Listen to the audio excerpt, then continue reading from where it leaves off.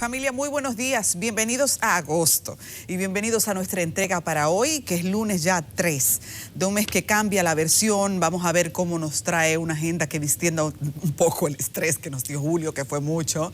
Pero les abrazamos, deseando que este sea un buen día, una buena semana. El equipo completo les manda la bendición temprano. La bendición de los madrugadores, Pablo Maquini y Nelson Rodríguez también. Señores, buen día. Muy buenos días, Adis. Buenos días, Nelson. Buenos días, país. Buenos días, República Dominicana. Aquí estamos. Gracias, muchas gracias por aceptarnos en sus hogares. Vamos a trabajar. Señor Rodríguez, ¿cómo le amaneció? Me amaneció muy bien y me amaneció agosto, 3 de agosto, como dice Adis, el octavo mes del año. Estamos a 12 días de la toma de posesión. Yo no cuento el mismo día. Serían 13 para el 16, pero ya el 16... se instala el nuevo gobierno. Mientras más se acerque esa fecha, mayores van a ser los comentarios nuestros al respecto, porque se trata de un gran acontecimiento, muy grande, diría yo. Un nuevo gobierno, luego de uno anterior, con 16 años corridos, el de un solo partido, y 20 de los últimos 24 años. O sea, el acontecimiento no es pequeño, es tamaño acontecimiento. Además de que el cambio va a ser estremecedor. ¿Por qué digo yo eso? Señores, en 16 años, o contemos los 20 del PLD, son muchas las madejas que se tejen en el poder, o sea, esa telaraña del poder, y todo eso va a comenzar a cambiar a partir del 16, que por pocas cosas que se haga, desde las primeras medidas, se van a ver diferencias, se van a ver cambios. Pero yo no quisiera, ya que llegamos a agosto, dejar a Julio atrás, sin destacar algunos aspectos de lo que significó Julio para los dominicanos en términos de la pandemia del coronavirus. Fue el mes en que la COVID-19 atacó con más fiereza. Vaya usted a saber por qué. Bueno, aprovecho y le envío ahí un saludo a Daniel Rivera, presidente de Unión Médica de Santiago. A él le gusta que yo rastrille mucho eso de las elecciones, del efecto de la pandemia, pero julio fue el primer mes. Miren estos datos contados al día 31. 381 muertes en julio y 33.718 nuevos contagios. Eso es más del 40% del total en 5 meses. Es decir que julio no ha sido poca cosa. Ustedes saben ya que fue el mes en que se desbordó la ocupación hospitalaria, que fue el mes de más zozobra para poder alcanzar una prueba diagnóstica, y que fue el mes incluso en que la positividad de la prueba se incrementó en más del 15%. Veníamos arrastrándolo desde junio, pero ya en julio las cosas se desbordaron. Pero esperemos que agosto venga diferente, aunque los primeros indicios no son muy halagüeños. Miren el boletín de ayer, el 136. La positividad de la prueba se elevó a 35%. 34.94 para ser más exacto, pero eso es 35. Aunque consuela que la tasa de letalidad sigue siendo baja, 1.63%, y también consuela un dato, que la cantidad de recuperados cada día es mayor que los casos activos. Hasta ayer, 38.244 recuperados frente a 32.821 casos activos.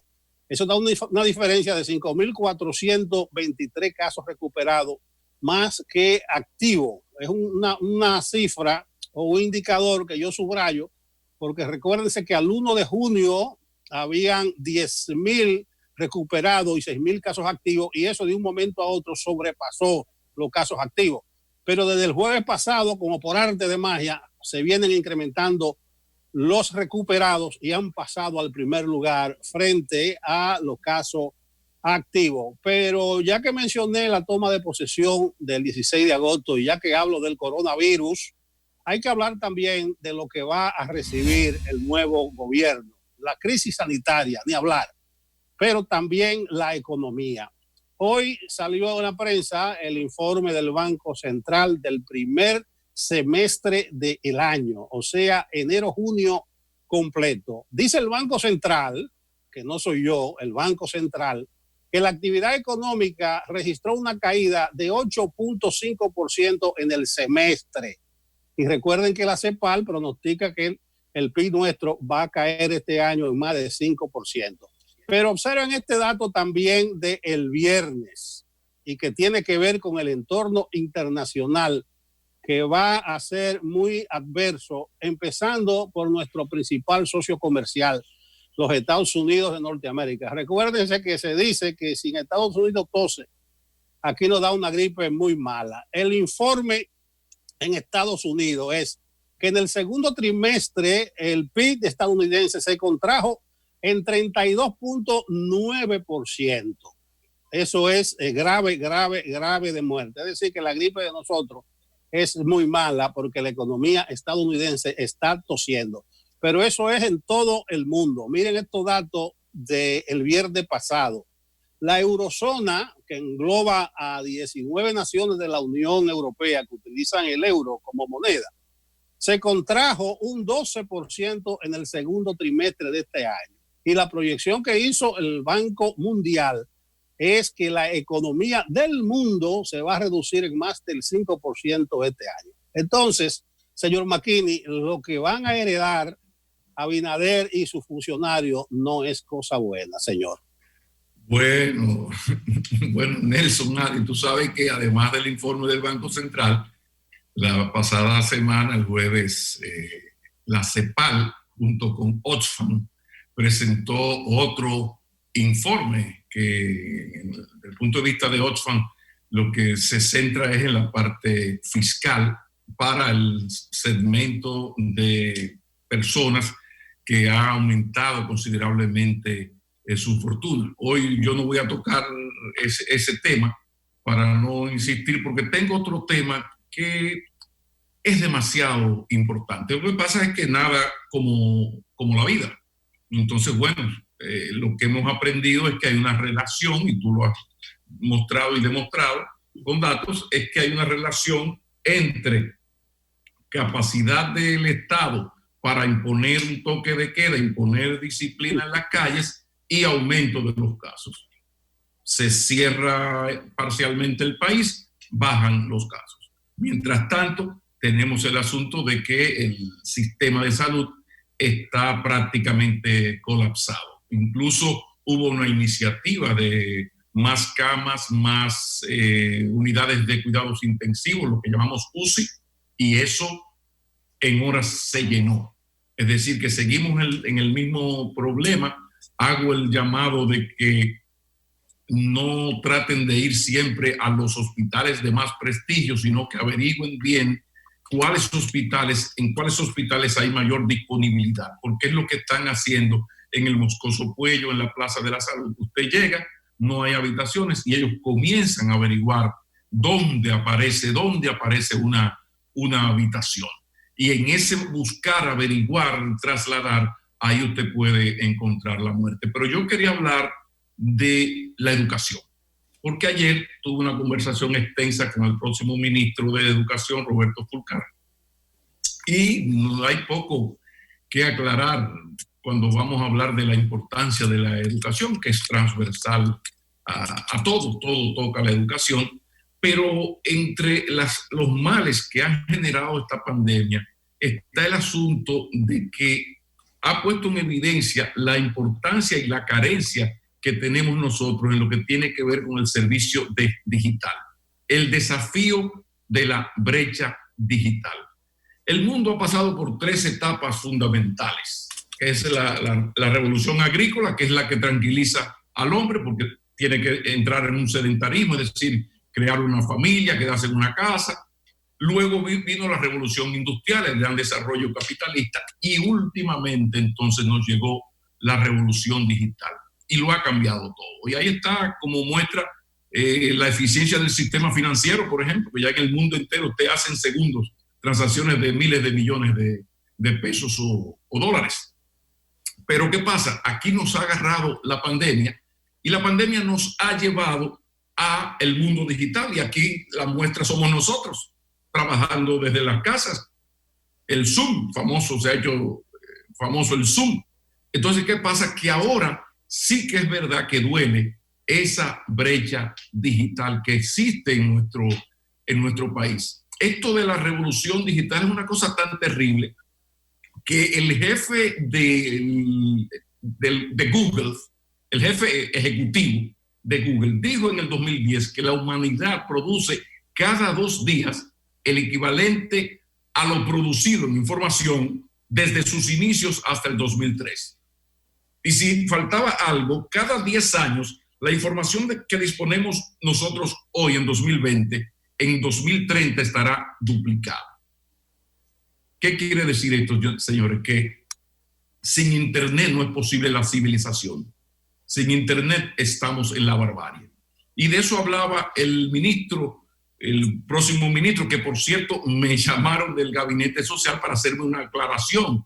Y es que los centros que han tenido problemas de abandono son los llamados CTI, pero que los CTC, los Centros Tecnológicos Comunitarios, los CTC, Centros Tecnológicos Comunitarios, que son 104, siguen funcionando a toda capacidad y deberían ser el centro de toda una política, así como aquí hay que establecer las unidades de atención primaria en todo el país. Esos CTC deben ser reproducidos, porque eso lo que hacen es brindar el servicio de Internet, la capacitación en Internet a niños, adolescentes, la gente más pobre, la gente más necesitada.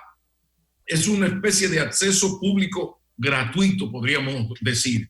Y ahí entran, bueno, el servicio de Internet, se le dan charlas, talleres, porque hay una realidad innegable en el país y tiene que ver con los datos que tenemos ya un poquito viejos, de 4 años, del uso del Internet. Para que tengan una idea. En televisores estamos bien. 96,7% de los hogares tienen acceso a un televisor. En teléfonos celulares también por encima del promedio latinoamericano, como 88,8%. ¿Dónde está el problema? Bueno, que hace 4 años y pico, en la República Dominicana, apenas el 24,2% de los habitantes, ciudadanos, tenían acceso al Internet. Entonces, así no hay pollo que llegue a gallo. O sea, hay poco que teorizar para explicar la importancia fundamental de esto de la tecnología. Sin Internet estamos todavía en la barbarie. Estamos en la barbarie. Y no es posible que el 75, casi 76% de los dominicanos no tengan acceso a Internet. Y no lo tienen en su mayoría, no por falta de iniciativa del sector privado. Y hago el reconocimiento a la empresa Claro, que ha hecho grandes esfuerzos junto con las demás también. Pero conozco varios proyectos de la empresa Claro que se han quedado en el aire porque se necesita la bendita antena para enviar la bendita señal. Pero parte del poder municipal no ha cedido. Por eso yo le decía, se lo dije al presidente electo en la entrevista y se lo dije ahora al ministro también, de que ellos tienen que hacer lo que se tenga que hacer para que aquí esas antenas se establezcan donde se tengan que establecer y hablar con el poder municipal, que tiene que entenderlo. Porque lo difícil es entender por qué eso no se ha logrado. Si incluso las telefónicas en algún momento dijeron, mira, nosotros estamos hasta dispuestos, porque hay una comprensión de esto de que sin Internet no hay civilización. Le han dicho, nosotros estamos dispuestos hasta a colaborar con la comunidad, es decir, hacer centros comunitarios, hacer canchas, lo que necesite la comunidad. Lo que no podemos hacer, claro, es el dinero por abajo, porque yo explicaba el otro día que cuando una empresa cotiza en bolsa, tiene que andar transparente. Así que quería insistir en esa parte, hacer el reconocimiento a esas CTC, que no sabía yo que eran tantas. Yo me quedé en el pasado, yo creía que eran 74, 76, y que ojalá sean las CTC el despegue de lo que viene. Mientras tanto, Nelson, viste el avispero del PRM con la carta de Félix Iglesias al foro de Sao Paulo, profesor? Que se pongan de comparones y que girando a la izquierda. Ese foro de Sao Paulo es pura izquierda. Entonces, ¿qué busca el PRM? ¿Y qué? Mandando saludos. Por trascendido, está bueno que le pase. Sí, no, porque Miguel Ferrer Iglesias dice, y en esa parte tiene razón, no. El Secretariado de Asuntos Internacionales, si ya somos miembros del foro, es normal que sin pasarlo por presidencia envíe una carta de felicitación. Ahora ahí entra Paliza y le dice, la prudencia, profesor, la prudencia, o sea, este no es el momento para usted estar en estos acercamientos con un foro que fue organizado por Lula, Maduro y Cuba. Entonces, en este momento, si ya el PRM tiene una línea de centro, una cercanía innegable con la embajada, con el Departamento de Estado, que defendió mucho lo de la transparencia, aquello de la no reelección, aquello de la llamada de Pompeo. Entonces hay que un poco ir a esa prudencia que decía el presidente de ese partido. Claro, lo que no se entiende es por qué el próximo canciller, Roberto Álvarez, él mismo espontáneamente dio a conocer en su Twitter, que es donde se dan las noticias ahora, que existía esa carta. Eso llamó la atención. Y a mí me llamó especialmente la atención porque he dicho que ahora es el tiempo del fortalecimiento institucional de los partidos. El PRM ha avanzado mucho, pero tiene que seguir avanzando en el fortalecimiento institucional, para no decir del PRD, del PLD, que tiene que renovarse, o de una fuerza del pueblo, que es lo que era el PRM en 2015, un proyecto por desarrollar. Entonces vamos a aprovechar estos días que debemos dejar gobernar al nuevo gobierno para que nuestras instituciones políticas, sostén de la democracia, aunque nos caigan bien o mal, pues se fortalezcan, porque la democracia marcha como marchan los ciudadanos y como marcan sus instituciones políticas. No, pero antes de que Adi entre, déjame decir algo de esa carta del Secretariado de Asuntos Internacionales del PRM al foro de Sao Paulo. Es que una cosa es con guitarra y otra es con violín. Gracias. Es casi ya el partido de gobierno, las cosas son distintas. Y entonces, ¿cómo tú te vas a acercar a lo que es uno de los puntos de apoyo de Venezuela y de Maduro, sabiendo tú la posición de los Estados Unidos de Norteamérica? Entonces, hay cosas, y eso debe entenderlo la gente, porque van a comenzar a criticar que Abinader prometió tal cosa que no la ha hecho. Hay cosas que desde el ejercicio del poder se ven distintos y son diferentes también. Yo le pongo un ejemplo. Una de las banderas de Obama fue cerrar la cárcel, el centro de tortura de Guantánamo. Esa fue una de sus principales promesas. ¿Y Obama dónde? Cuando le estaban pidiendo que cerrara Guantánamo. Es que una cosa es distinta. Por eso hay no que ser condescendiente, sino saber que cuando se está en el Estado dirigiendo las riendas del Estado, las cosas son distintas. Entonces el consejo a los funcionarios y a alguna gente es que se sientan ser el nuevo gobierno. Entonces no se puede a la ligera mandar una carta a ese foro y comete una primera pifia el próximo canciller al darla a conocer. Ahí faltó asesoría e inteligencia. Adis está por ahí.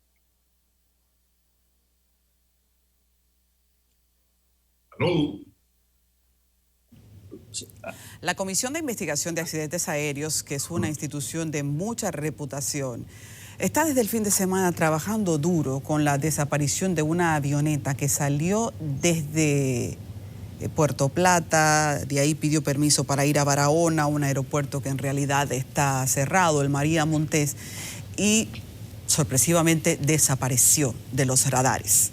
Estamos hablando de la avioneta matrícula N17J, una Cessna 402, que según el curso de la investigación ha avanzado, se identifica que no fue un accidente aéreo. Por lo menos esos datos anticipados y de fuente de los investigadores tengo.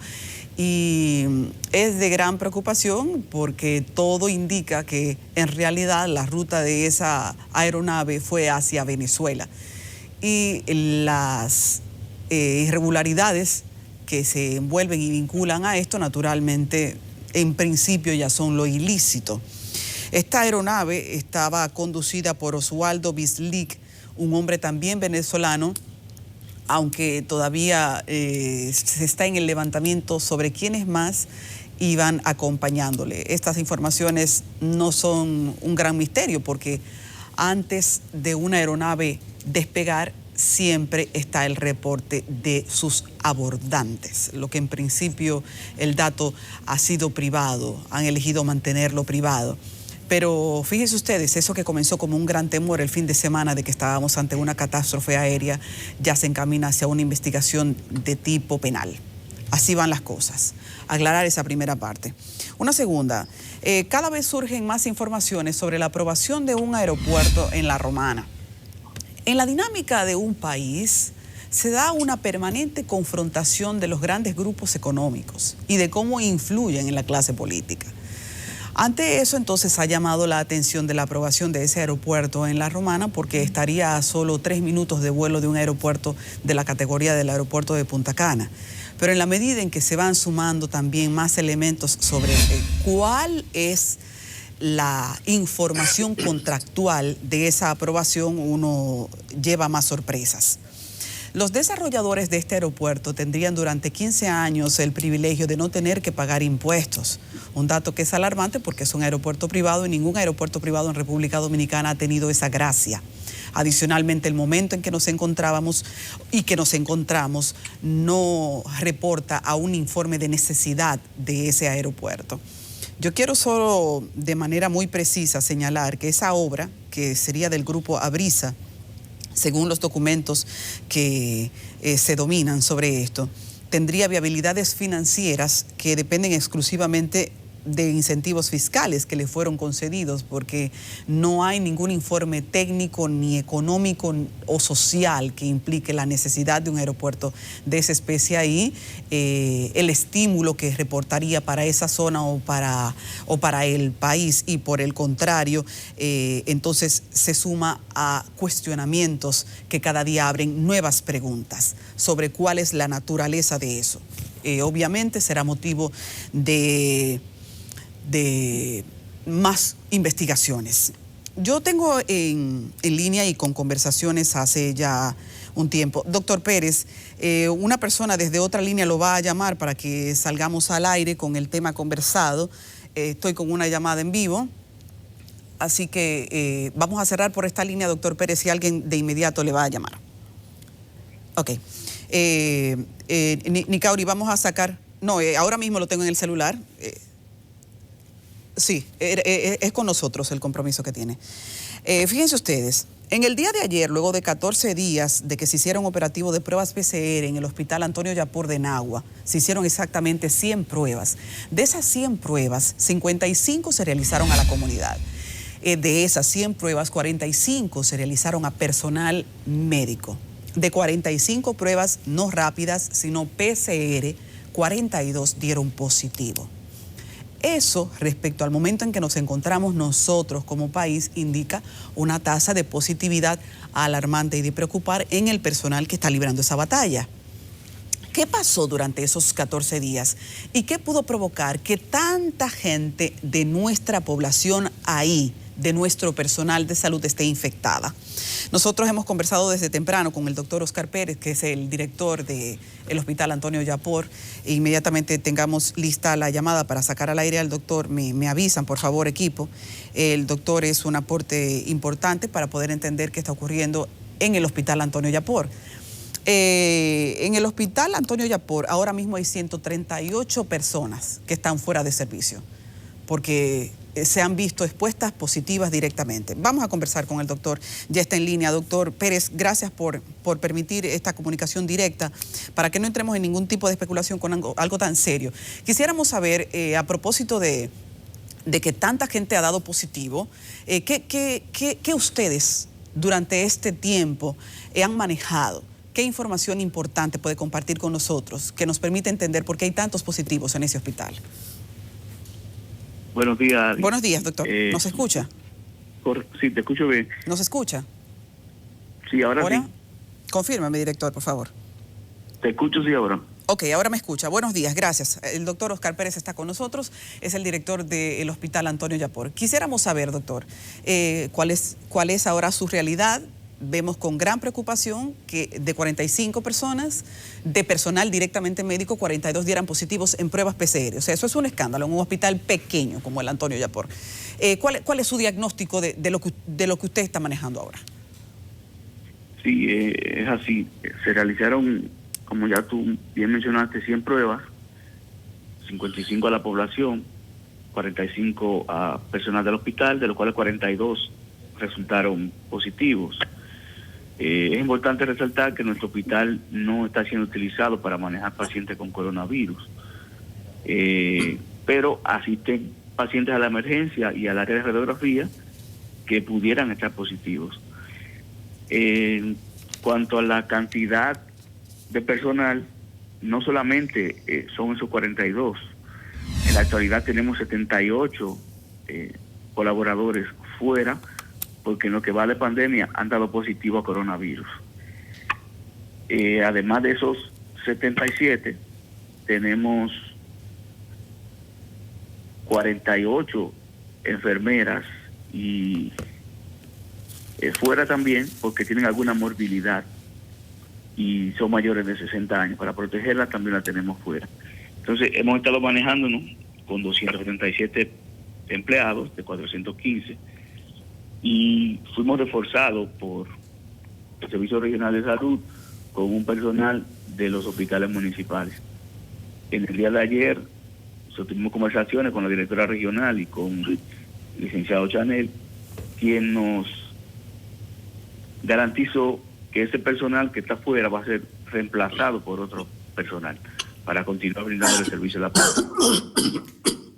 Doctor, durante estos 14 días, ¿dónde estaba ese personal? Estamos hablando que... Estaba aislado en el aislamiento domiciliario en su casa. Ok, inmediatamente se hicieron las pruebas PCR, que entonces, si estaban aislados, supone que ustedes vieron en ellos síntomas importantes. ¿Fueron aislados? O sea, teníamos un grupo que tuvo contacto con personal positivo y otros que presentaron síntomas leves. Por eso se decidió hacerle la prueba a esa cantidad. Y ante un déficit tan grande de personal, porque usted dice que de 415 empleados que usted necesita para operar, ahora solo hay 237, ¿qué medidas de contingencia ha manejado? ¿Qué medidas de contingencia? ¿Cómo está operando el hospital ahora? Hemos reducido algunas consultas y algunos servicios que no son tan necesarios.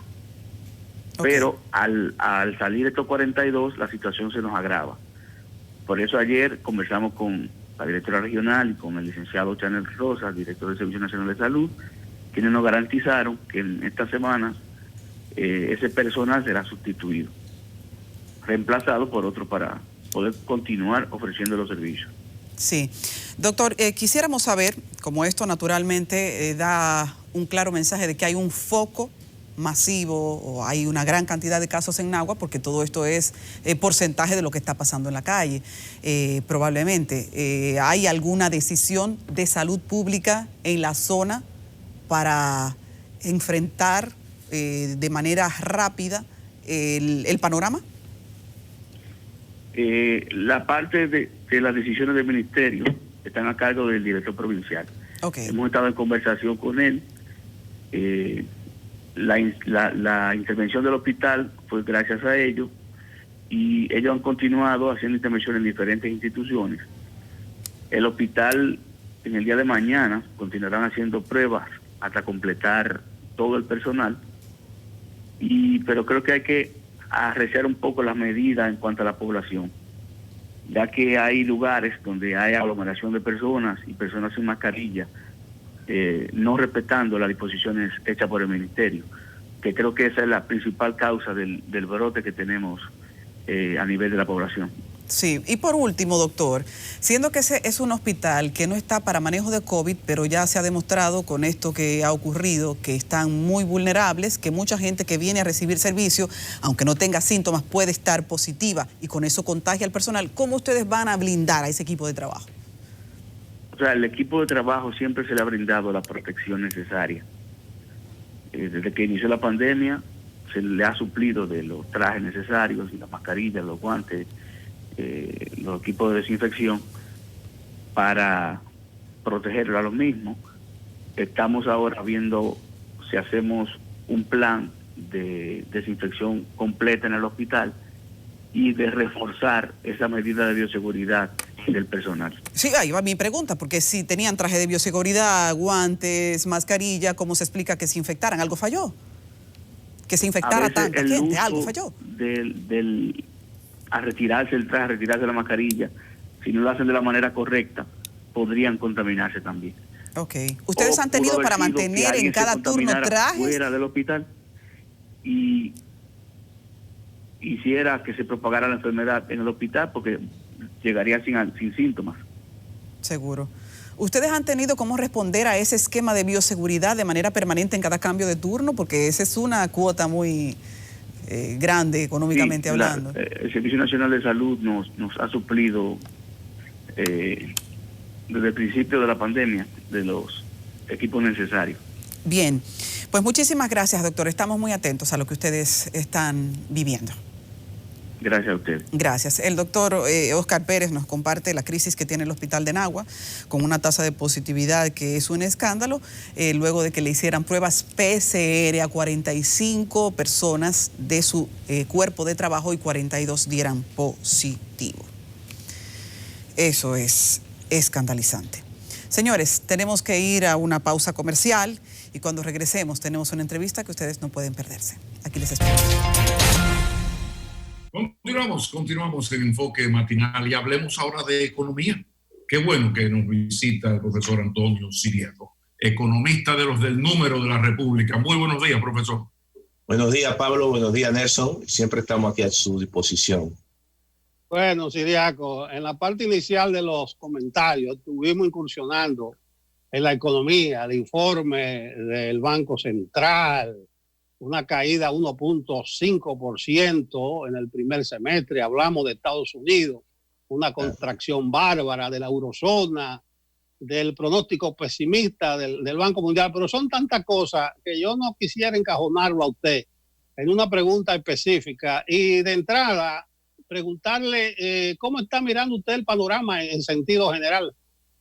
Mira, Nelson, el panorama está muy supeditado y prácticamente la economía muy supeditada a la expansión o la contención del coronavirus. La Comisión Económica para América Latina, la CEPAL, y la secretaria general, la señora Bárcenas, hizo una rueda de prensa con también la directora de la OPS y dijeron lo mismo, dijeron, mira, no podemos nosotros tener una reactivación de la economía en la región, y eso incluso está ocurriendo en el mundo, sin tener una contención real del contagio, de esto del coronavirus. Europa, por ejemplo, las noticias son extremadamente pesimistas. En el caso, por ejemplo, de Alemania, una caída prácticamente de un 10%, en el caso de España, 18.5%, en el caso de Italia, una caída también estrepitosa. Estados Unidos, que generalmente da un dato anualizado, su caída fue de 32.9%, que es una muy mala noticia para la República Dominicana.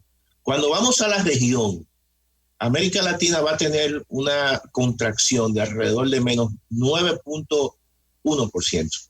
Y los países tanto como Brasil, como México, Venezuela, que son Argentina, que son los países de gran tamaño de la región, también van a tener una contracción por encima incluso del 8%.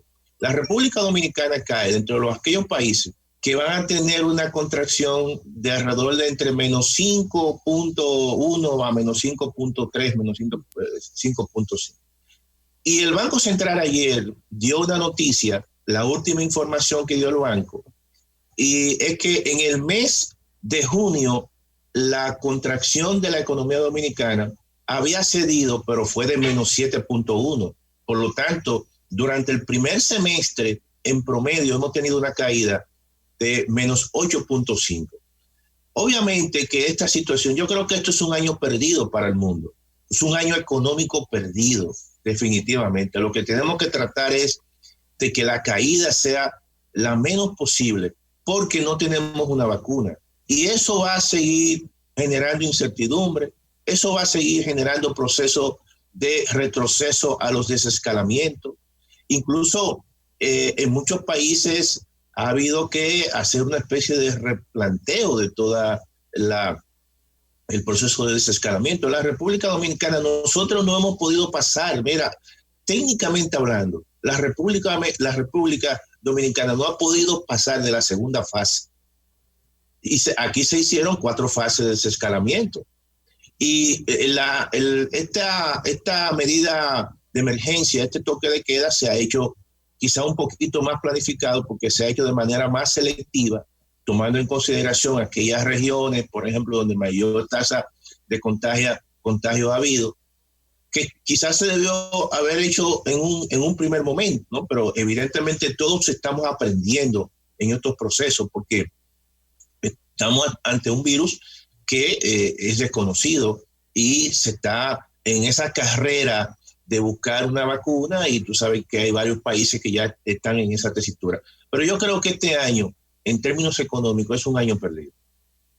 Bueno, las estadísticas son más que preocupantes. Hablamos de retornar a las estadísticas de hace 15 años en lo que es lucha contra la pobreza y la pobreza extrema. En todo esto, te pregunto, ¿hay algún antecedente de una crisis de tal magnitud y de tal alcance, el aspecto de lo global, como esto que estamos viviendo?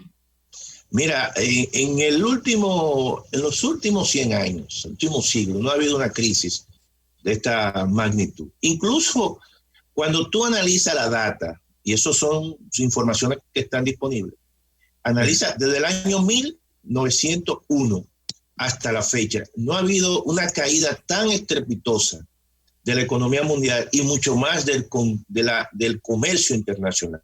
Ni la crisis del 29, ni la crisis del 2008, porque una de las características de la complejidad de esta crisis es que no se ha generado en la economía. Por lo tanto, la economía no tiene una solución.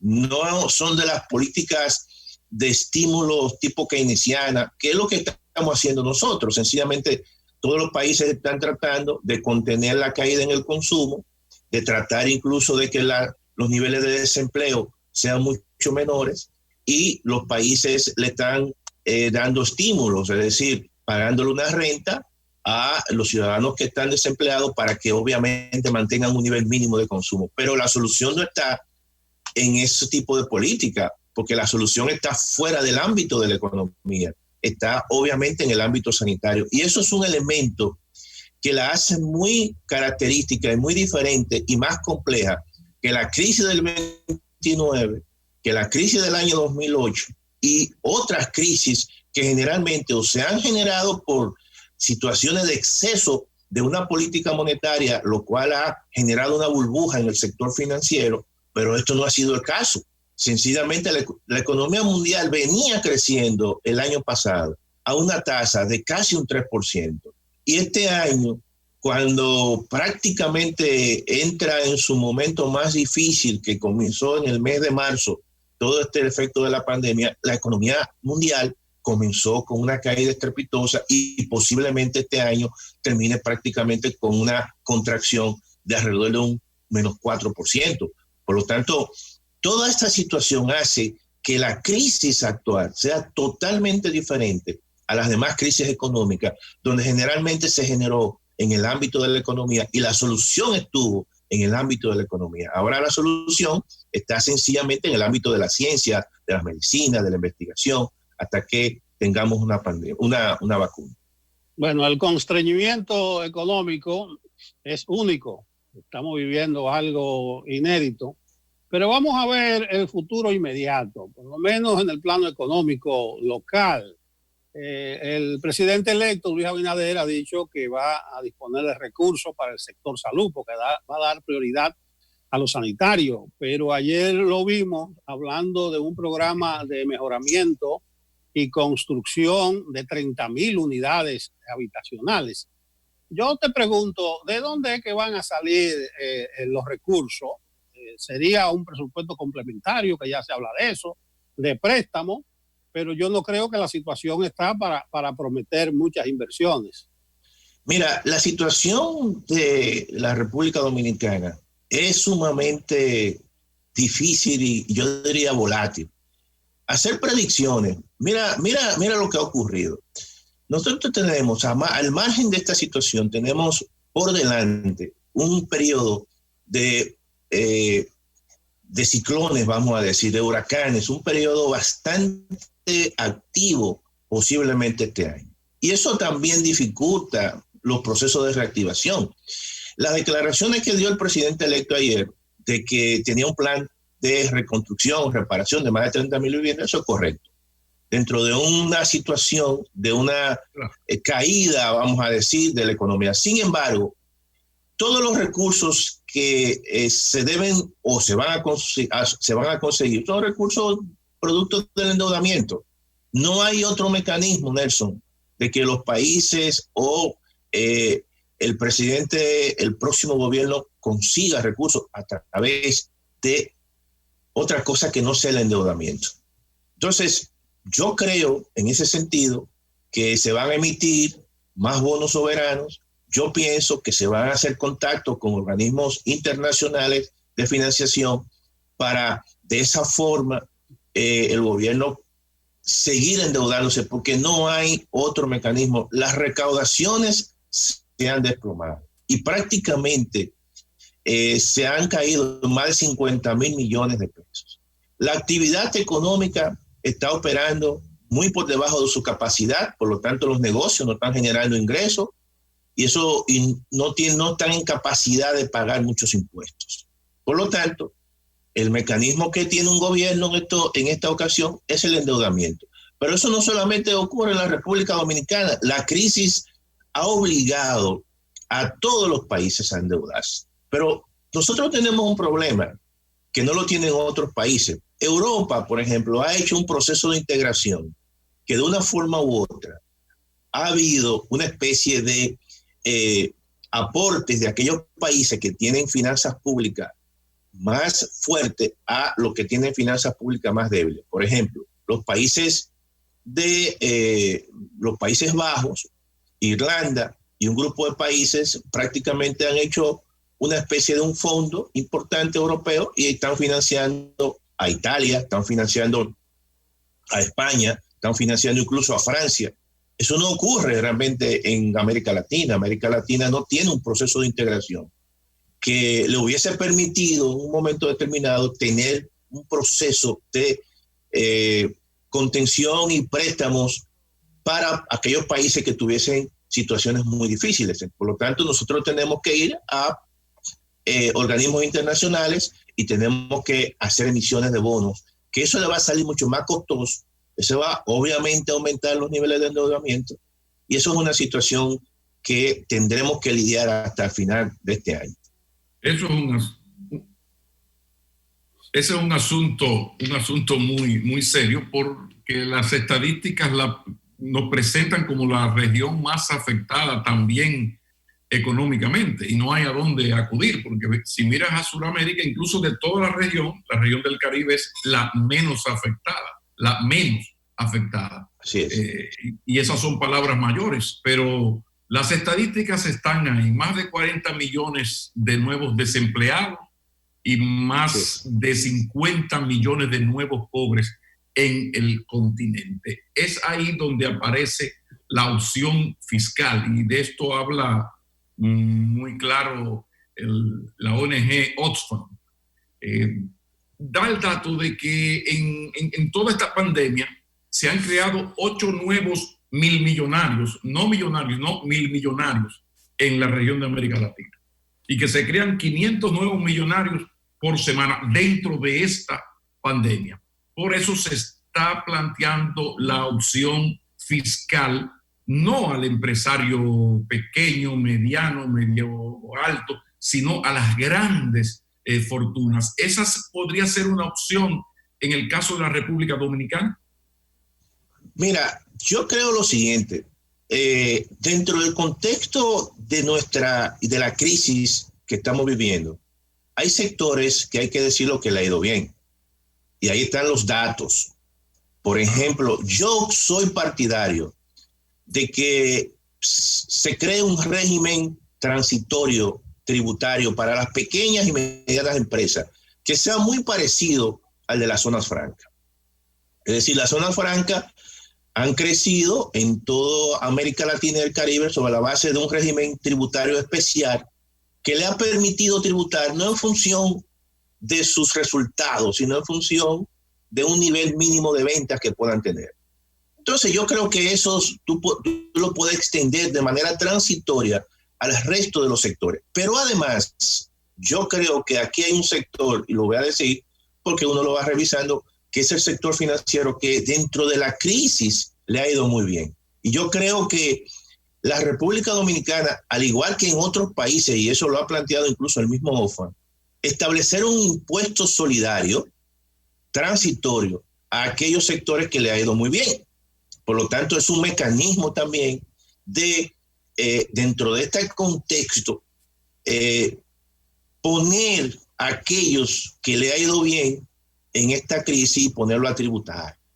Y también, obviamente, aquellas familias, aquellos grupos que son grupos que tradicionalmente han tenido un poder importante y que tienen una capacidad, vamos a decir, de soportar impuestos. Yo creo que esos son mecanismos que no solamente lo ha planteado Oxfam, también lo ha planteado la Comisión Económica para América Latina, y hay que hacerle entender a esos grupos que estamos viviendo en un periodo especial y como consecuencia yo creo que debe haber una especie de repartición, mejor repartición de la crisis, desde aquellos obviamente que más tienen para que se puedan sacrificar y tratar de liberar a aquellos que menos tienen. Este es un sistema tributario que relativamente es regresivo.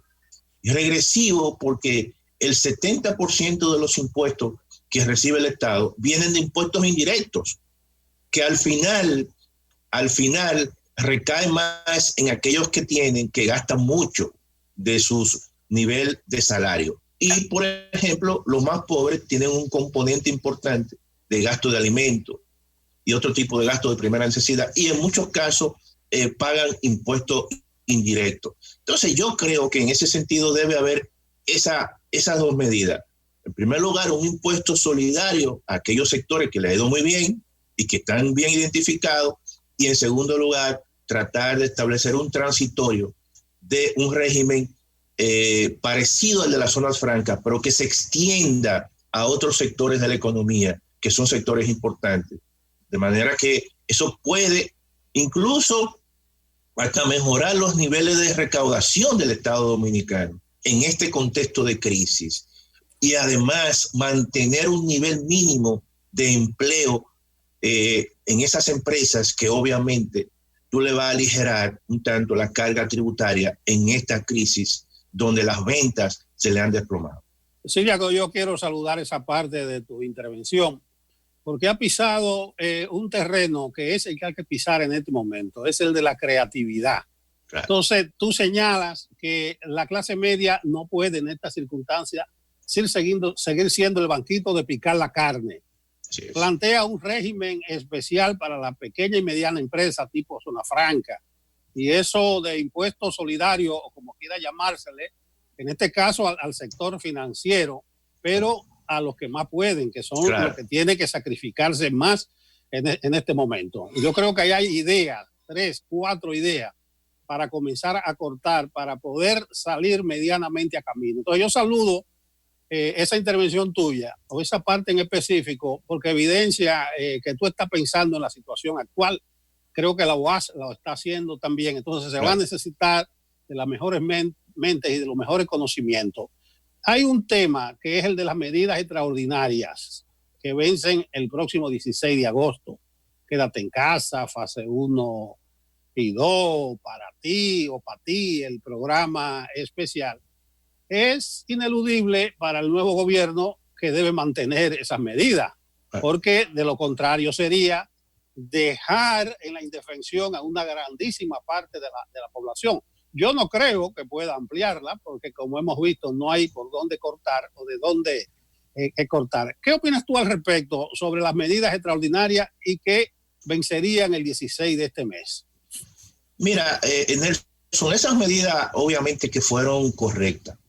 Y fueron correctas y deben ser incluso dentro de las posibilidades que pueda tener el próximo gobierno. Me imagino que, y todos sabemos que son mínimas, pero deben ser mantenidas en un primer momento y quizás hasta ampliadas a otros grupos que se han quedado excluidos, que son grupos vulnerables. Pero yo creo que obviamente el programa Quédate en Casa, el programa fase 1 y fase 2 y el programa PATI tienen que ser mantenidos. Y mira por qué. Por ejemplo, el programa FASE. El programa FASE es un programa de altísima importancia porque incluso va dirigido a muchos empleados que son formales que han perdido su trabajo o que han sido suspendidos. En el contexto de una crisis, generalmente el código laboral es más garantista para el empleador que para el trabajador. ¿Por qué? Porque a través del artículo 50 o 51, que estima que cuando una empresa disminuya su flujo de caja, producto de una caída en sus ventas, permite la suspensión del trabajador y el trabajador se va sin ningún tipo de remuneración. Entonces, ¿qué hizo el Estado? El Estado, viendo esa situación y como no hay un seguro de desempleo, el Estado creó el programa fase 1 y fase 2, donde le transfería 8.500 pesos. Y eso yo creo que hay que mantenerlo, porque aquí no hay un seguro de desempleo.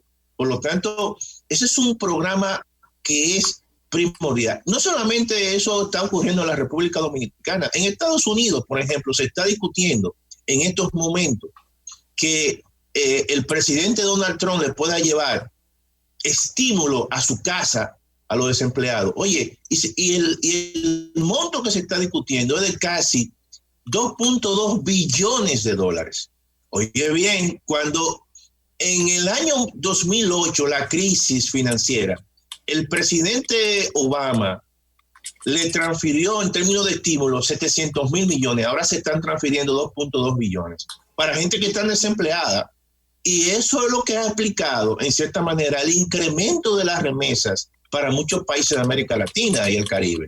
Entonces, yo creo que el programa fase 1, fase 2, el programa PATI, que es un programa para personas que son informales, que son personas que no están registradas en la DGI, son personas que no tienen un trabajo formal, que son personas que viven del día a día. Entonces, tú identificaste un grupo, evidentemente, eso hay que mantenerlo al margen de cualquier situación que tú puedas pensar que sea política. Yo creo que hay que olvidarse de esa situación y hay que tratar incluso de ampliar esos programas, porque dentro de ese programa se quedó un grupo de personas. Entonces yo creo que eso es de rigor para mantener un nivel mínimo de demanda de la economía, de tu mantener esos programas. Pero tengo que interrumpirte, Siriaco, porque eso manda, vamos a suponer 16.000, 15.000 millones si es por un mes. Yo hago el cálculo porque para los primeros 2 meses se estipularon unos 32.000 millones. Así los primeros 12.000 que sacó el gobierno del seguro una serie de apoyo y dispensa del Banco Central. Sí. Entonces, ¿de dónde van a salir? Vamos a cuadrar en 15.000 millones para extenderlo a septiembre. Mira, tú sabes que el presidente actual, el presidente de la República, habló que le iba a dejar 100.000 millones de pesos. Claro, no son 100.000 millones de pesos que están en una bóveda. Es una autorización por parte del Congreso Nacional de hacer emisión de endeudamiento por 100.000 millones de pesos. Ya incluso, según las últimas informaciones que han circulado en los medios de comunicación, el presidente electo ha dicho que ya tienen identificados los recursos para finalizar el año dentro de un próximo o un presupuesto o un nuevo presupuesto complementario, que nosotros lo habíamos dicho que había que hacer un nuevo presupuesto complementario y parece que ya lo tienen identificado y tienen las fuentes de identificación para terminar con toda la ejecución presupuestaria de este año. Es decir, que yo creo que ya desde el punto de vista de las últimas declaraciones del presidente electo no hay problema con las fuentes de financiación de esos programas. Y tiene que ser así. Y vuelvo y reitero, cuando el 16 de agosto de esas declaraciones, pienso yo, entonces ahí se va a conocer cuáles son las fuentes que va a utilizar el próximo gobierno para financiar esos programas que necesariamente tiene que financiarlo y obviamente, como te he dicho, será con endeudamiento público. Estos programas, el mantenimiento de estos programas, eso no entra en discusión. Ahora, ¿dónde está el dinero? Esto nos lleva entonces a lo que es la deuda pública consolidada, que se ubicó en 48.000 millones de pesos. El 52,3% del PIB está comprometido. Ese escenario y lo que tenemos que hacer, porque es inevitable el endeudamiento, está la economía dominicana en capacidad hasta dónde de endeudarse. Mira qué ocurre con el endeudamiento, Pablo y Nelson. El endeudamiento se está dando, todos los países del mundo están endeudados en estos momentos, producto de la pandemia, algunos más y otros menos. Sí. Y yo lo que creo es que como es un problema de carácter global, también la solución va a ser de carácter global. Las fuentes y los organismos de financiación a nivel internacional le van a buscar una solución. El mundo está endeudado hoy, todos los países están endeudados y parece que la prioridad del mundo, obviamente, y de mantener todo un sistema de mercado capitalista, es que se siga endeudando. Por lo tanto, hay cierta, vamos a decir, flexibilidad de los organismos internacionales a la hora de la crisis. Eso pasó en el año 2008 y 2009. Por primera vez, el Fondo Monetario Internacional comenzó a prestar recursos para fines de apoyo presupuestario, que nunca lo había hecho. Y eso fue fruto de la lógica del sistema y de la crisis del sistema. Por lo tanto, son instituciones que necesariamente van a mantener este tipo de política, pero también le van a buscar una solución colectiva. Claro, en el caso de la República Dominicana, entendemos que para fines de, cuando todo esto pase, va a ser un gran problema. Va a ser un gran problema y por eso nosotros hemos dicho que va a venir una época de una especie de un crecimiento lento. Porque si bien es cierto que se le va a buscar una solución colectiva, no es menos cierto que los países van a tener que hacer ajustes. Ajustes que va a implicar reformas o pactos fiscales, reformas incluso en la parte de salud, reformas en la parte de la seguridad social. Todo eso significa un replanteamiento del modelo económico dominicano para buscar una solución realmente a situaciones que se están acumulando. En el caso de la deuda, es incluso peor, porque la deuda, tú sabes que la relación deuda-PIB se mide sobre la base de un PIB. El PIB de la República Dominicana se ha achicado. Por lo tanto, cuando tú analizas el monto del endeudamiento con respecto a un PIB más pequeño, te va a dar que no es un 52% el endeudamiento en la República Dominicana, es un 60% del Producto Interno Bruto.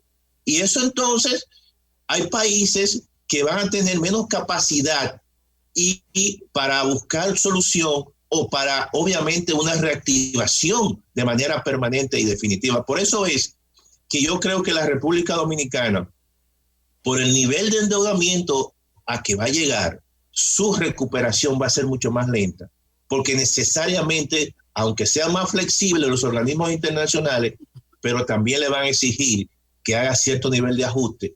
Y todos esos programas que tú has visto de gobierno que se hicieron antes de la pandemia, todos esos programas hay que totalmente reconsiderarlos. Por ejemplo, el presidente electo habló de la creación de 600,000 empleos. ¿Qué significa 600,000 empleos? Significa que iba a crear 150,000 empleos todos los años. Pero yo te pregunto, para tú crear 150,000 empleos en un año, tiene que crecer mínimamente 5.3, 5.5. No vamos a crecer 5.3, 5.5. Todo eso tú tienes que retrasarlo y te va a cambiar entonces los planes y va a hacer que la economía crezca más lenta, pero además todas esas promesas se van a ralentizar también.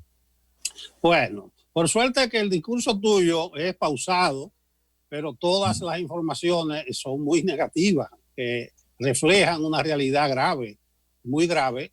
Ojalá que las nuevas autoridades se empantalonen, por decirlo con un concepto machista, y le den el frente a la situación. Mi artículo de hoy en Diario Libre es lo que van a heredar, y realmente lo que hay hoy no es ni la sombra de lo que vislumbró el PRM cuando elaboró su programa. Entonces, frente a esa realidad, hablamos de creación de empleo. Yo creo que lo que hay que hablar es de recuperar empleo más que crear. Así es. Tú referías el dato de cómo se contrajo la economía de los Estados Unidos en el segundo trimestre, el 32.9. Eso es casi 10 en comparación con el segundo trimestre del año pasado.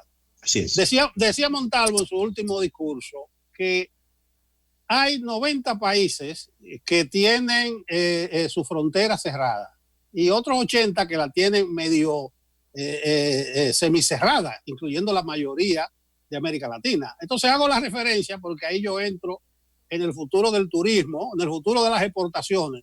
Entonces el cuadro se complica todavía más porque tú no puedes definir política a futuro con certeza. Entonces la situación es sencillamente ominosa, que no es un término que tú has empleado, pero empleando el cliché, no se ve la luz al final del túnel.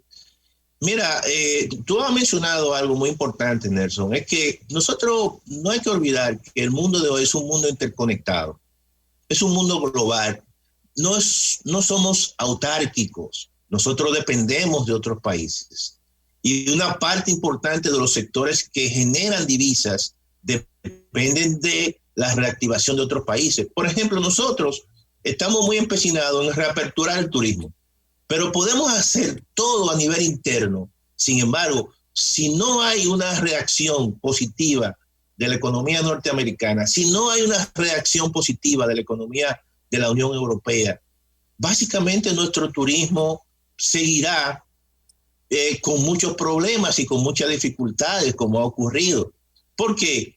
Porque la reactivación de esos países, de esos sectores, va a depender de los mercados de origen y de los mercados de destino de nuestros bienes y servicios. Por ejemplo, no es verdad que si Estados Unidos no mejora su economía, prácticamente más de los 2 millones y algo de turistas que vienen a la República Dominicana van a venir con frecuencia. ¿Por qué? Porque obviamente el turismo es una actividad de ocio, es una actividad que la gente generalmente la practica cuando tiene un sobrante en su nivel de ingreso. Pero si la gente está desempleada, si la gente está solamente pensando en comer y comprar para medicamentos, no es verdad que va a pensar en la actividad del ocio del turismo. Por lo tanto, eso es una actividad que va a depender, obviamente, de la reactivación de las economías de Estados Unidos, pero también de España, pero también de Italia. Y las remesas también van a estar supeditadas a eso, generalmente. Y las exportaciones de zonas francas, que en su gran mayoría van al mercado norteamericano, también van a estar supeditadas a que si mejora o no la economía norteamericana. Y la inversión extranjera que viene una parte de Estados Unidos, que viene una parte, por ejemplo, de Europa, y va a los sectores básicamente vinculados con el turismo. No es verdad que si no ven que ese sector prácticamente está en condiciones, no es verdad que van a hacer inversiones aquí de largo plazo. Por lo tanto, una parte importante del crecimiento de la economía dominicana está supeditada a los mercados internacionales. Y yo creo que eso es un elemento que nosotros debemos estar conscientes de esa situación. En fin, profesor Antonio Siriaco, lo cierto es, como dicen en América del Sur, que cuando nos sabíamos todas las respuestas, al mundo le han cambiado las preguntas. Y nosotros agradecemos mucho su participación, sobre todo eso que dijo Nelson. Usted ha estado especialmente lúcido y creativo en esta entrevista y se lo agradecemos muy mucho. Déjame decirte, Pablo, yo creo que, y Nelson, todos tenemos que ser creativos. Yo creo que hay muchos paradigmas de la economía que se han prácticamente derrumbado, que nos han enseñado a nosotros y que esta crisis prácticamente ha echado por la borda. Por lo tanto, yo creo que tenemos que vivir tiempos de creatividad y eso, las políticas públicas tienen que estar impregnadas en eso, en la creatividad de los seres humanos. El profesor Antonio Fierro nos ha acompañado. Vamos a la pausa y luego continúa Enfoque Matinal desde CDN para ustedes. Muchísimas gracias por acompañarnos. Estamos contentos de que ustedes sean parte de la jornada nuestra en Enfoque Matinal. Desde la semana pasada, el país se enfrenta con gran preocupación a los daños que la tormenta Isaías dejó en el este del país. Ya ustedes saben que hemos tenido una repercusión en Atomayor más que en todos los demás lugares y preocupa escuchar a los diferentes sectores sobre cómo este impacto se ha convertido en una amenaza en un momento en que ya el país lidia con tantos problemas de la economía y de la salud. Así que hemos invitado para este bloque a Carmen Ligia Barceló, es la presidenta del Clúster de Ecoturismo y Agronegocios de Atomayor. Así que muchos saludos, gracias por estar con nosotros, Carmen Ligia. Quiero saber cuál es el balance que tiene el sector turístico, el clúster, ustedes, a propósito de estas aguas devastadoras en Atomayor. Agradecemos la oportunidad de hablar de esta terrible tragedia que ha afectado a nuestra provincia. Mira, hasta ahora las cuantificaciones que tenemos en el municipio de Atomayor son 700 casas afectadas, de las cuales 117 necesitan reparaciones mayores, 79 fueron totalmente destruidas y el resto perdió casi la totalidad de todos sus ajuares domésticos. O sea que hay 700 familias, 3.500 personas que necesitan la ayuda de todos los dominicanos para poder salir adelante en esta difícil coyuntura que viene a juntarse ya con una crisis económica importante producto de la pandemia. Desde el punto de vista de la parte agrícola, se han afectado 5.000 hectáreas de arroz que están prácticamente perdidas, 500 hectáreas de plátano, pero la mayor pérdida ha sido en materia de caminos vecinales e interconectividad entre las comunidades rurales productoras para sacar los productos del campo hacia el pueblo y hacia la ciudad para la venta. Es un balance bastante negro para nosotros como provincia, que ya de por sí teníamos un problema de interconectividad en relación a los caminos dentro de la provincia, o sea que nos vamos a ver negras en este proceso. Carmen Ligia, ¿qué sostiene la economía de Atomayor? Hablemos de esa parte para que la gente pueda entender cómo esto es aterrador para ustedes. La economía de Atomayor es eminentemente agropecuaria. Nosotros lo que más producimos es naranja, coco, chinola y ganado. Entonces, para nosotros es muy duro tener ahora que empezar a trabajar nuevamente caminos vecinales, hay que ir en auxilio de los productores porque esto encarece en gran medida el modo de vida de la población de Atomayor. Así es, hemos visto en principio casas, viviendas, ese golpe humano, ese impacto humano es lo primero que ha llegado. A partir de ahí, entonces, hay que hacer una ojeada general a cómo ahora eso que sostiene la economía de Atomayor se ve aplastado. El gobierno, hemos visto, ha hecho presencia ahí, en principio, a esas familias que perdieron su techo. ¿Ustedes han tenido como clúster, como clase económica, un contacto con el Estado?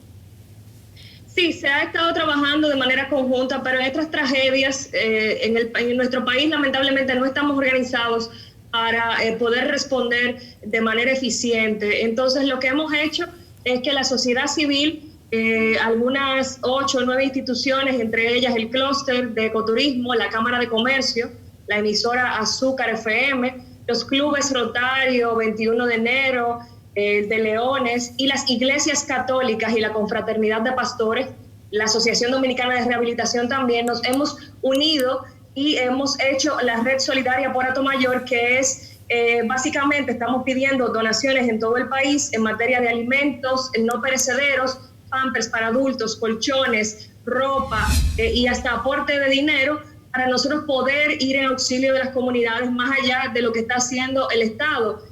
porque como te digo, no hay una estructura que pueda hacer necesariamente llegar todas las ayudas necesarias a las familias. Nosotros hemos hecho un levantamiento barrio por barrio con los diferentes clubes. Tenemos un balance de lo que se necesita en cada zona. Estamos hablando de que 12 sectores del municipio cabecera se afectaron, y eso también sumado a la parte de Sabana de la Mar, que hay 2 o 3 comunidades afectadas, que hay una cantidad de damnificados importantes. Yo tengo la noticia de que en uno solo de los pobladitos se destruyeron 13 casas, o sea que estamos hablando de que vamos a necesitar materiales de construcción, vamos a necesitar insumos para poder ayudar a esa población vulnerable a poder tener otra vez una vivienda digna. ¿Y cuál es la estructura que ustedes están proponiendo para que la gente que quiera ayudar se integre?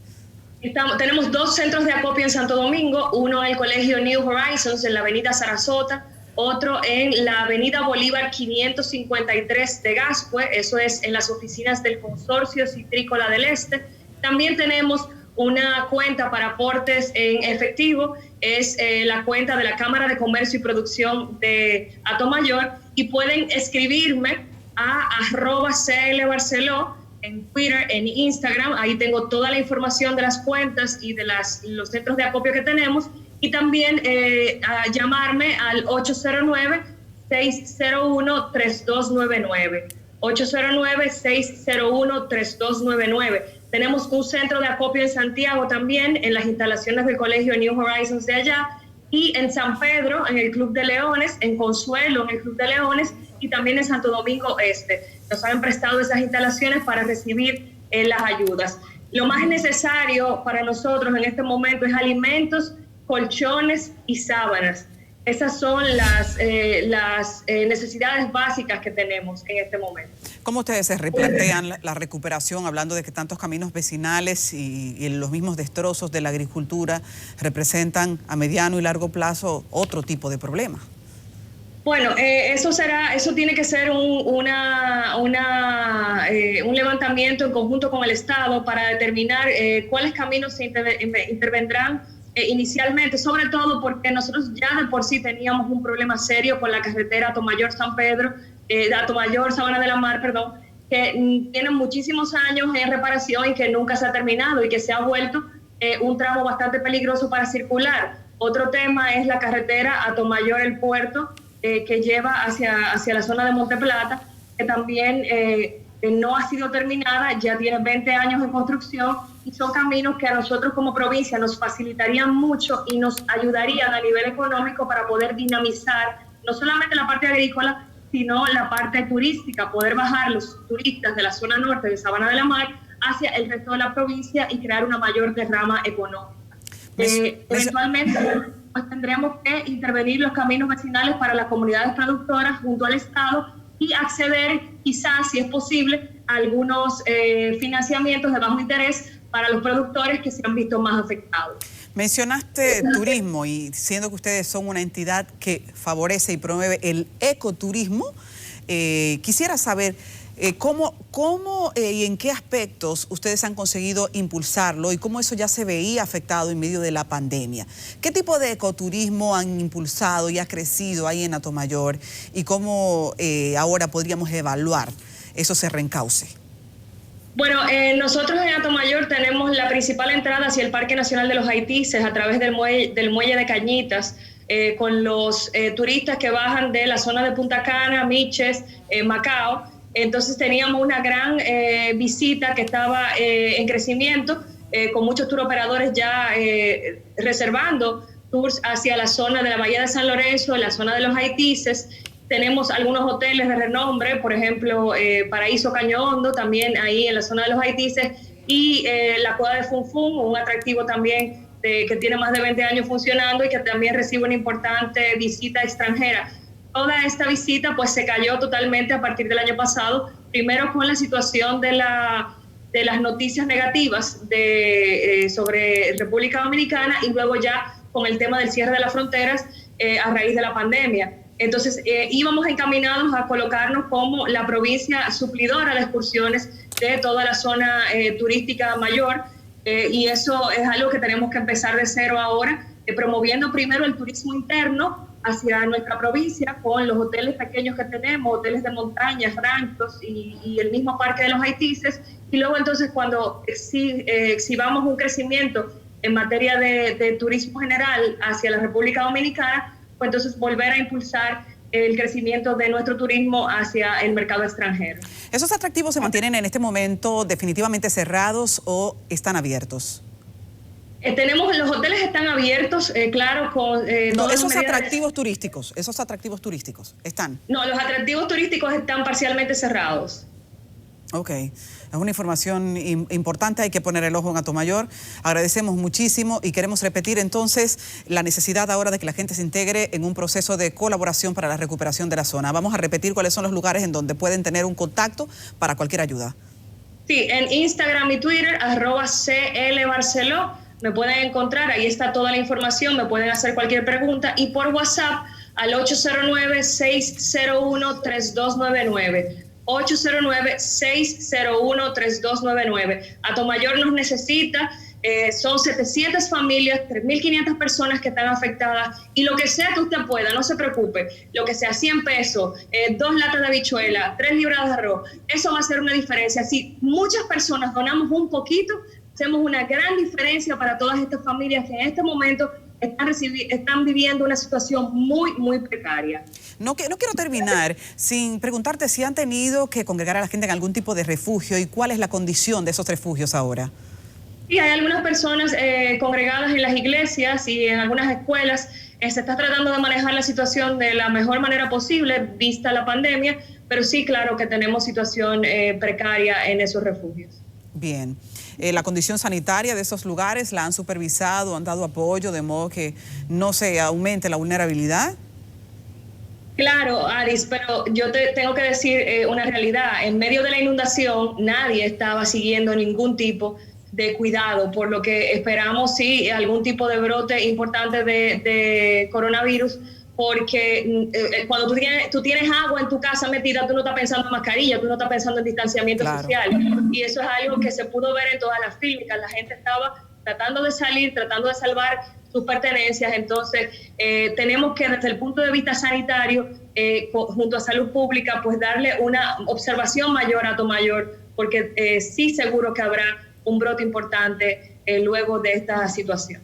Carmen, muchísimas gracias. Pienso que esto ahora necesitará una integración del sector público, del sector privado, de las comunidades, y es un gran mensaje que el sector privado que ustedes representan se muestre tan activo en un momento difícil. Así que gracias y les animamos, como igual animamos a la gente que se puede convertir ahora en un elemento importante para la recuperación de Atomayor. Así que un abrazo y buenos días. Buenos días. Vamos a la pausa comercial y seguimos con más en Información. Gracias por comenzar, por continuar con nosotros, porque definitivamente hay una agenda muy importante hoy que compartir con ustedes. Fíjense ustedes, en este día en el que vamos con el seguimiento al COVID-19, hay que prestar atención a las decisiones que en zonas vulnerables, y llamo zonas vulnerables a las zonas en donde ustedes saben que se han reportado más casos, las autoridades estén anunciando innovaciones en materia sanitaria. Ya más temprano hablábamos de cómo en el hospital Antonio Yapor de Nagua se presentó una tasa de positividad que ha preocupado a todos, incluyendo a las mismas autoridades sanitarias que han estado ahí desde el primer momento acompañando.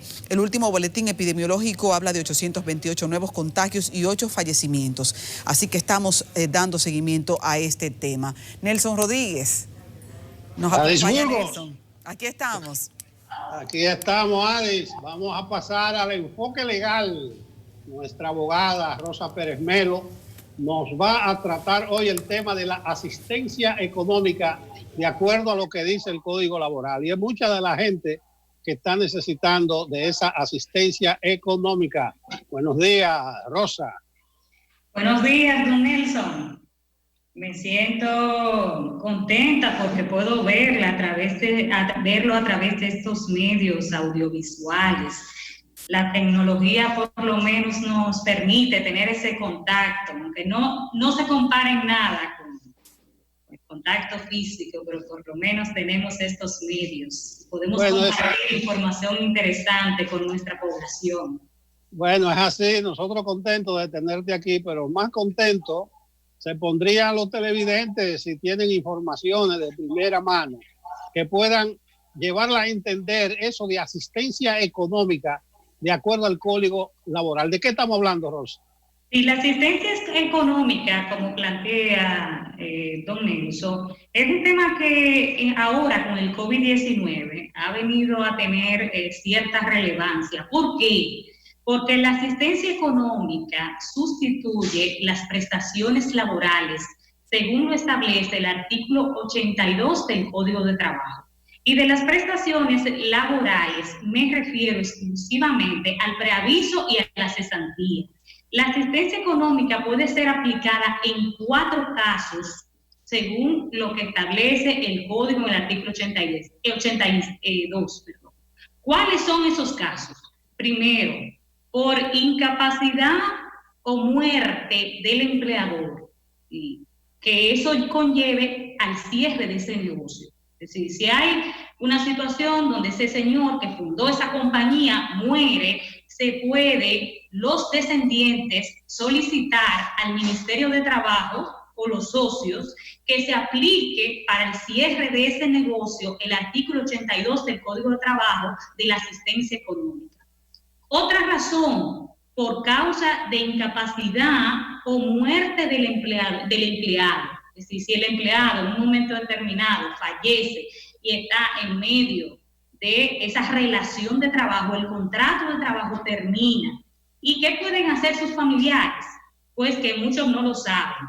Si sucede esto, pues solicitarle al Ministerio de Trabajo la aplicación del artículo 82 para que esos herederos reciban una asistencia económica.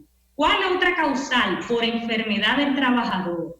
Si una enfermedad que tenga un lapso de 1 año, dure un tiempo, y se le dé un certificado médico que dice que no puede trabajar por un tiempo determinado, pues entonces, por un plazo máximo de 1 año, el empleador puede solicitar al Ministerio de Trabajo la aplicación de este artículo 82, entonces sustituir el preaviso y la cesantía por esta asistencia económica. También por el tema de la materia prima, que hay empresas que están trabajando posteriormente, se acabó la materia prima, el cacao se le acabó para la confección de ese chocolate. Entonces, eso da lugar también a una asistencia económica luego de solicitar al Ministerio de Trabajo. Y falta, son 4, son 5. Bueno. Y es justamente la causal que se está dando ahora en el COVID, con el COVID-19, que es por quiebra.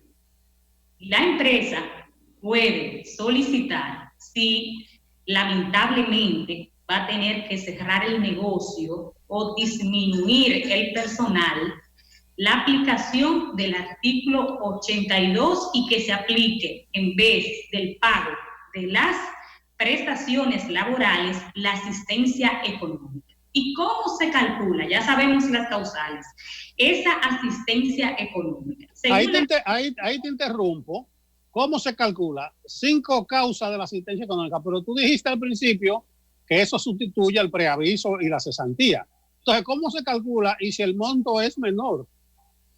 Sí, mayormente tiende a ser el monto menor. Sí. La asistencia económica tiende, al ser calculada, a ser menor que el preaviso y la cesantía, porque estamos hablando de una cantidad más cuantiosa, especialmente cuando se tiene un tiempo en la empresa. Por eso, estas causales solamente se aplican en estos casos. Es decir, la asistencia económica solamente puede ser aplicada en los 5 casos que mencioné. Si no en todos los casos, usted puede decir, yo quiero aplicar a la asistencia económica. Tiene que ser por muerte del empleador o del empleado, incapacidad, que no pueda trabajar por un tiempo de 1 año, por falta de materia prima o por quiebra de la empresa. Esas son las 5 razones. Si usted está fuera de ahí, usted no puede aplicar a asistencia económica. ¿Y qué es lo que establece el código en torno al cálculo? 5 días de salario ordinario para ese trabajador después de un trabajo ininterrumpido de 3 meses a 6 meses. Es decir, si usted tiene de 3 a 6 meses, se le van a calcular 5 días de salario ordinario.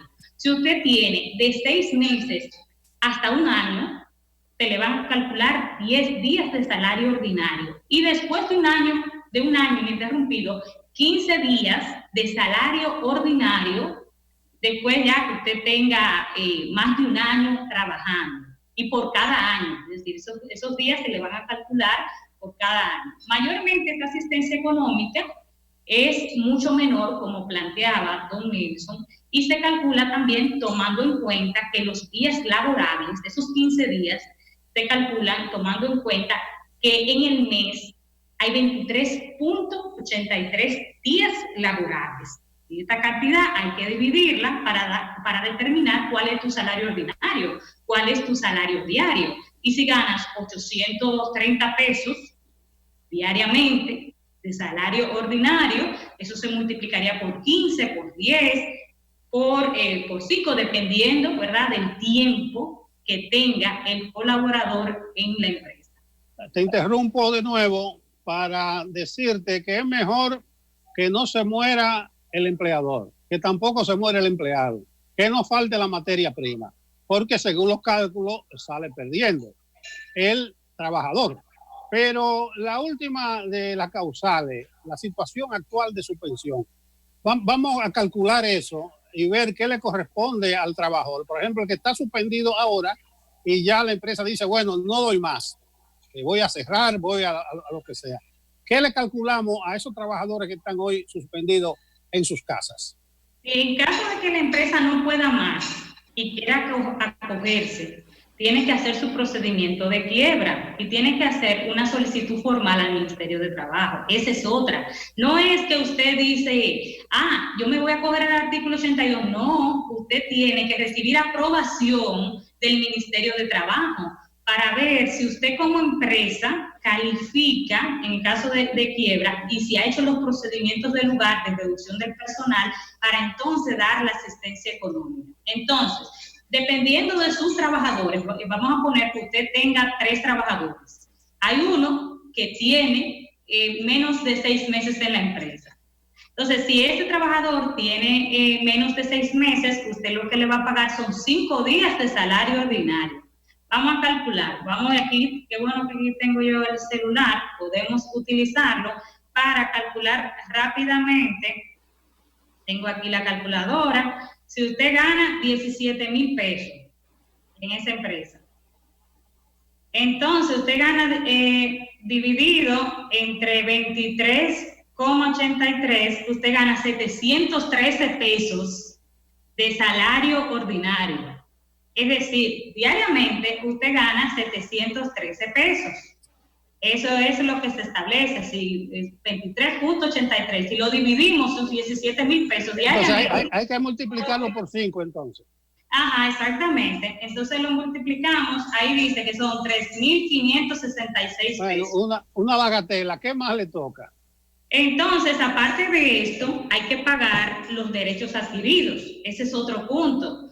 No es que usted, yo hablé que la asistencia económica te permite no pagar preaviso y cesantía, pero yo no dije en ningún momento determinado que te impide pagar los derechos adquiridos, que son las vacaciones, que de manera obligatoria, si esa persona tiene un año interrumpido o una proporción, es decir, tenía 4 meses trabajando, le toca una proporción de esas vacaciones, eso hay que pagarse. Bueno, lo cierto es que es mejor que no llegara la pandemia, que es mejor uno no aplicar para asistencia económica, porque realmente estamos hablando de Chile. Danos los puntos de contacto, Rosa, a favor.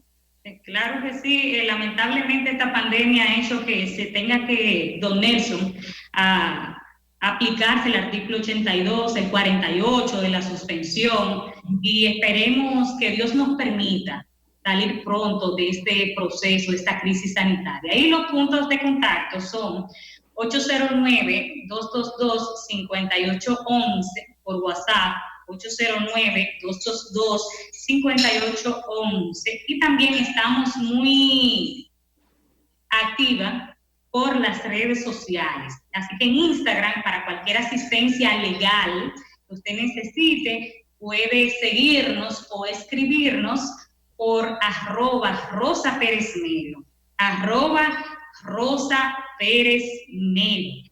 Bueno, el enfoque legal con Rosa Pérez Melo, la asistencia económica de acuerdo al texto laboral. Yo creo que está claro, Rosa, la invitación a los televidentes para que nos acompañen en tu sección el próximo lunes.